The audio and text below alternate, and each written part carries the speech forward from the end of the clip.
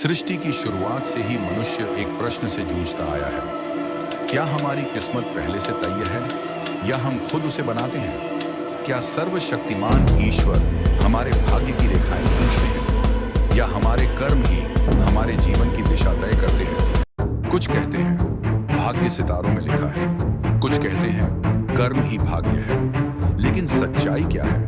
क्या भाग्य सच में ईश्वर लिखता है या हम खुद अपने कर्मों से बनाते हैं?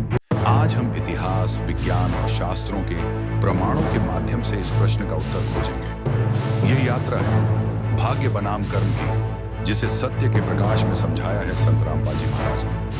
हमारी दुनिया में भाग्य के कई मत प्रचलित हैं। ईश्वरवादी मत कहता है सब कुछ भगवान लिखता है। कर्मवादी मत कहता है जैसा करोगे वैसा भरोगे। ज्योतिष मत कहता है ग्रह नक्षत्र हमारे जीवन की दिशा तय करते हैं। नास्तिक मत कहता है कोई भाग्य नहीं होता, केवल मेहनत मायने रखती है। परंतु इनमें सत्य कौन सा है? इसे समझने के लिए पहले हमें जानना होगा कर्म का असली नियम। कर्म का सिद्धांत हर धर्म में मान्य है। हर कार्य का परिणाम निश्चित है। भगवद गीता अध्याय 4 श्लोक 17 से 18 में कहा गया है, कर्म, अकर्म और विकर्म को समझो, यह ज्ञान अत्यंत गूढ़ है। बाइबल में गलातियों 6:7 में लिखा है, मनुष्य वही काटता है जो वह बोता है।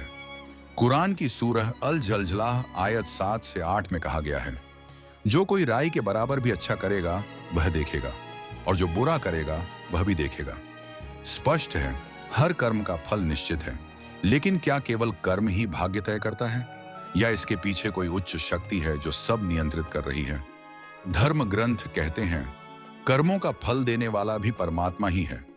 कर्मों का लेखा जोखा तो होता है, पर निर्णय उसी की अनुमति से लागू होता है। भगवद गीता अध्याय 18 श्लोक 61 में कहा गया है, परमेश्वर सब प्राणियों के हृदय में स्थित हैं और उन्हें अपनी शक्ति से घुमाते हैं। गीता अध्याय 15 श्लोक 15 में कहा गया है, स्मृति, ज्ञान और विस्मृति मुझसे ही आती है। बाइबल के प्रोवर्ब्स 16:9 में लिखा है, मनुष्य योजना बनाता है परंतु परमेश्वर उसके कदमों का निर्धारण करता है। कुरान की सूरह अल इन्फितार आयत 10 से 12 में लिखा है, तुम पर फरिश्ते नियुक्त हैं जो तुम्हारे हर कार्य का लेखा रखते हैं। तो सवाल उठता है, कर्मों का हिसाब कौन चलाता है? शास्त्रों के अनुसार इस संसार का शासक है काल, जिसे ब्रह्म भी कहा गया है। काल या ब्रह्म 21 ब्रह्मांडों का शासक है। उसने कर्म का नियम बनाया, जो करेगा वही भरेगा। यमदूत हर आत्मा के कर्मों को लिखते हैं। अच्छे कर्मों का फल अस्थायी स्वर्ग और बुरे कर्मों का फल नरक, पर दोनों ही क्षणिक हैं।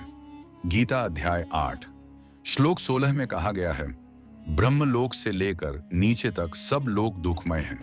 गीता अध्याय 9 श्लोक 20 से 21 में कहा गया है, जो पुण्य करते हैं वे स्वर्ग जाते हैं, पर पुण्य समाप्त होते ही पुनः पृथ्वी पर लौट आते हैं। इस प्रकार आत्मा कर्मों के बंधन में बंधी रहती है। लेकिन क्या इस चक्र से मुक्ति संभव है? हाँ, सच्चे परमात्मा की शरण लेकर। सदगुरु कबीर साहिब ने बताया, कर्म करे जीव पर देनहार और कोई। वह कोई है परमेश्वर कबीर, जो काल से परे सतलोक में निवास करते हैं। वेदों में कबीरदेव शब्द आता है। सृष्टिकर्ता कबीर परमात्मा है।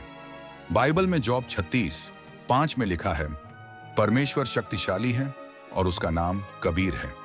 कुरान की सूरह अल फुरकान आयत 58 कहती है, उस कबीर पर भरोसा रखो जो कभी नहीं मरता। गीता अध्याय 15 श्लोक 16 से 17 कहती है, नश्वर और अविनाशी से परे जो परम पुरुष है वही सर्वोच्च परमात्मा है।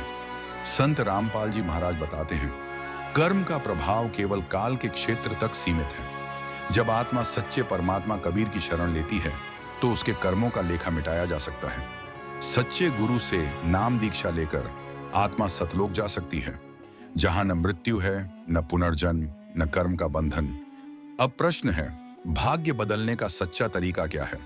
अच्छे कर्म सुख देते हैं, बुरे कर्म दुहक, परंतु शाश्वत मोक्ष केवल सच्चे परमात्मा की भक्ति से मिलता है। भगवद गीता अध्याय 15 श्लोक 4 में कहा गया है, उस परम धाम की खोज करो जहां पहुंचकर पुनः लौटना नहीं पड़ता। इसका अर्थ है, भाग्य स्थायी नहीं है। सच्चे परमात्मा तक पहुंचकर कर्म का चक्र समाप्त हो जाता है। वहीं से शुरू होती है मोक्ष की सच्ची यात्रा। भाग्य न तो अंधे संयोग से बनता है, न केवल कर्मों से। कर्म की सीमा है, वह काल के क्षेत्र में ही प्रभावी है, परंतु उससे परे हैं परमेश्वर कबीर, जो भाग्य को पुनः लिख सकते हैं, जो आत्मा को जन्म मरण से मुक्त कर सकते हैं। आज संत रामपाल जी महाराज उसी सत्य भक्ति का प्रचार कर रहे हैं जो वेद, गीता, बाइबल और कुरान से प्रमाणित है। उनकी शरण लेकर हम केवल इस जीवन का नहीं बल्कि अनंत जन्मों का भाग्य बदल सकते हैं।